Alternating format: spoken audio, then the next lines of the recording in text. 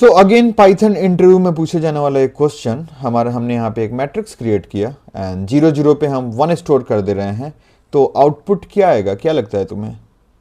सो एक लिस्ट है जिसमें 0 है हमारा, मैं हाईलाइट कर रहा हूँ, देख लो, और हम 3 से मल्टीप्लाई कर रहे हैं, तो सबको पता है कि इसकी जगह क्या आएगा, एक लिस्ट आ जाएगा जिसमें 3 0 होगा, राइट।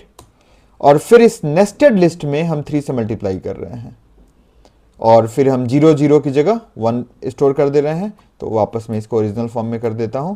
अब इसका आउटपुट तुम्हें क्या लगता है? अगर किसी का भी आउटपुट ऐसा कुछ है कि पहले तो ये हमारा आउटपुट आएगा जिसमें पहला एलिमेंट 1 हो जाएगा। क्यों पहला एलिमेंट 1 होगा? क्योंकि हम 0 0 पे 1 स्टोर किए हैं, तो तुम्हारा आउटपुट गलत है। अब मैं एक्सप्लेन करूं उससे पहले मैं तुमको रन करके आउटपुट दिखा देता हूं। तो ये देखो 3 लिस्ट अंदर आया है, यानी कि तुम इंटू 3 जब कर रहे हो तो 3 लिस्ट तो क्रिएट हो जा रहा है, लेकिन सबका पहला एलिमेंट 1 हो गया है। ये देखो, अब तुम बोलोगे सर ये कैसे हुआ? तो देखो बताता हूं। तो सबसे पहले यहाँ पे तो ये 0 × 3 एग्जीक्यूट होगा, तो इसकी जगह क्या आ जाएगा? सबको पता है 0 × 0 × 0, सॉरी 0, 0, 0 नहीं नाउ। अब पाइथन में जब भी तुम नेस्टेड लिस्ट में किसी नंबर से मल्टीप्लाई करते हो, तो जो इनर लिस्ट है ना, ये जो इनर लिस्ट है, इस सेम लिस्ट 3 बार रिपीट होगा। मतलब दिस, मैं इसको यहां लिख देता हूं, ज्यादा बेटर होगा। अगर तुमने ऐसा कुछ लिखा है तो एक्चुअली में होने वाला क्या है, ऐसा कुछ।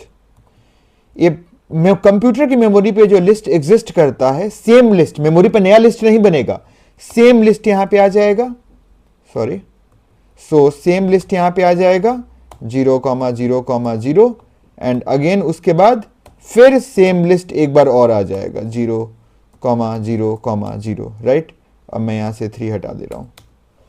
सो बेसिकली हुआ क्या, यहां पे अंदर तुम्हें 3 लिस्ट दिख जरूर रहा है, लेकिन हुआ क्या है, तीनों मेमोरी पे सेम लिस्ट है जो 3 बार यहां पे दिख रहा है तुम्हें, या और किस में स्टोर हमने किया है?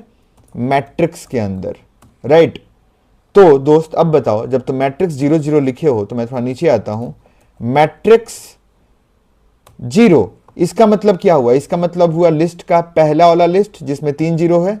अब तुमने इसके बगल में एक और 0 लिख दिया, तो ओके कुछ तो हो गया। अगर तुमने इसके बगल में एक और 0 लिख दिया, उसका मतलब क्या हुआ? इस पहले लिस्ट का पहला एलिमेंट और तुम उसमें 1 स्टोर कर दे रहे हो, यानी पहले लिस्ट का पहला एलिमेंट क्या हो गया?